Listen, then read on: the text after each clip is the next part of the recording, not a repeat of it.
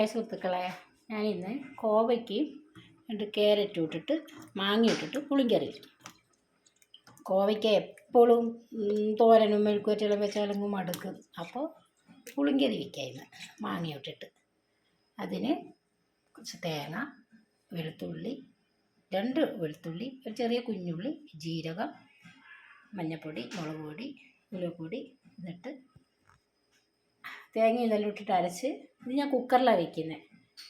ഇതെല്ലാം കഷ്ണമെല്ലാം മുറിച്ചിട്ട് തേങ്ങയെല്ലാം അരച്ചിട്ട് ഒരു 2 വിസിൽ വരണം. പിന്നെ കോവയ്ക്ക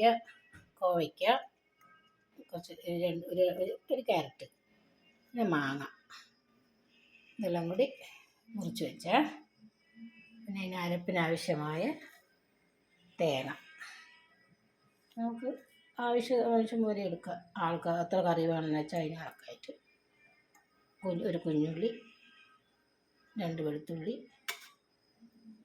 ജീരകം, പിന്നെ എല്ലാത്തിനും കറിവേപ്പില 2 തണ്ട് ഇടും. കറിവേപ്പില, പിന്നെ മഞ്ഞൾപ്പൊടി, കുറച്ച് ഉലുവപ്പൊടി,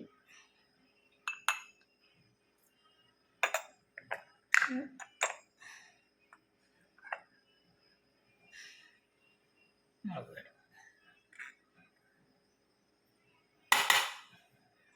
ഇട്ട് നല്ലോണം അരയ്ക്കുക. അരപ്പരച്ച് വന്നിട്ടുണ്ട്. ഇതിലേക്ക് അയക്കും. നല്ലോണം മുതി അരയണം. മറ്റേ പരിപ്പിൻ്റെ പോലെയല്ല, നല്ലോണം അരയണം. ഇതിലേക്ക് ആവശ്യമായ ഉപ്പ് ഇടുക. നല്ലോണം പിന്നെ അരഞ്ഞിട്ട് ഇതെല്ലാം കൂടി ഞാൻ എല്ലാം ഒരുമിച്ചാണ് ചെയ്യുന്നത് കേട്ടോ. പച്ചക്കറിക്കെല്ലാം വെള്ളം ഒഴിക്കാൻ പോയിട്ട് എനിക്ക് സമയമില്ല. അടുപ്പിൽ വയ്ക്കുവാണെങ്കിൽ കോവയ്ക്കും ക്യാരറ്റും മാങ്ങയെല്ലാം വെന്ത് വരുമ്പോൾ ആക്കിയാൽ മതി. കുക്കറിലാവുമ്പോൾ പെട്ടെന്ന് ഒരു ഒറ്റ വിസിൽ വന്നാൽ മതി, കറിയാവും. പെട്ടെന്ന് എവിടെയെങ്കിലും പോകാനുണ്ടെങ്കിലും പെട്ടെന്ന് ചെയ്യാം. നമ്മളെ പുളിങ്കറി ക്യാരറ്റ് കോവയ്ക്ക ഒരുപാട് ക്യാരറ്റ് ഉണ്ടെങ്കിൽ ഇട്ടാൽ മതി. ഞാനിവിടെ ഉള്ളത് കൊണ്ട് ഇട്ടതാണ്. മാങ്ങയും കൂടിയുള്ള പുളിങ്കറി ഇതാ ഒറ്റ വിസിലേ വന്നിട്ടുള്ളൂ. അരപ്പും എല്ലാം ഇട്ടിട്ട് ഉപ്പെല്ലാം ഇട്ടിട്ട് ഒറ്റ വിസിൽ. പെട്ടെന്ന് എവിടെയെങ്കിലും പോകാനുണ്ടെങ്കിൽ വേഗം ഉണ്ടാക്കാതെ. ഇങ്ങനെ കടുക് തളിക്കട്ടെ. വെളിച്ചെണ്ണ ഒഴിച്ച്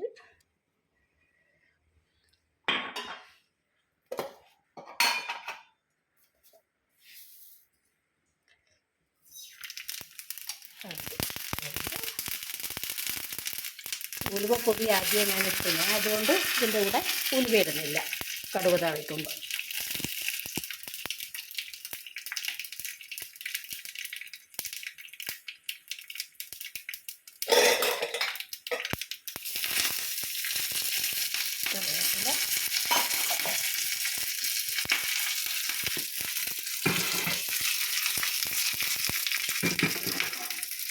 ഇത് കഴിഞ്ഞ് അതിൻ്റെ കൂടെ ഈ കുറച്ച് ഓഫാക്കിയിട്ട് കുറച്ച് കായപ്പൊടി, അത്രയൊന്നും ഇടണ്ട, ഒരു കുറച്ച്.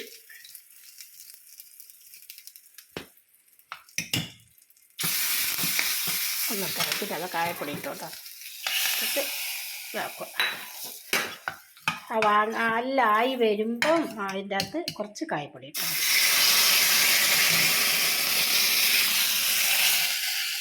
ഉലുവ വറുത്തിടാതെ കായപ്പൊടിയാക്കിയിട്ടാൽ നല്ല ടേസ്റ്റാണ് കൂട്ടുകാരെ.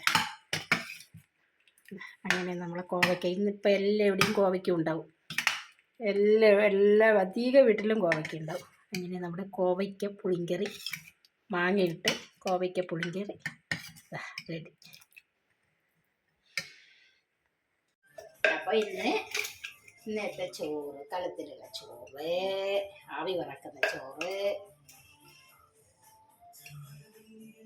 പിന്നെ നമ്മുടെ ബീട്രൂട്ട് തോരൻ,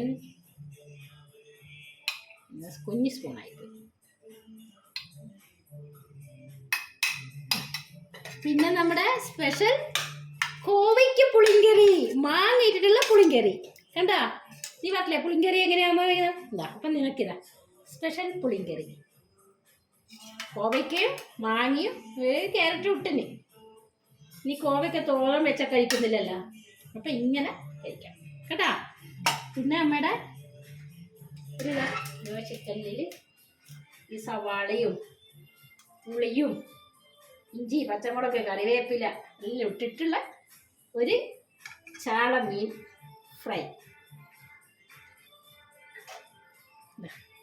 ഇന്നത്തെ കറി. ഇനി അച്ചാറി ഇതിൽ വേണ്ടല്ലോ മോളെ, വേണോ? അപ്പോൾ ഇതാ കോവയ്ക്ക പുളിങ്കറിയുടെ സ്പെഷ്യൽ.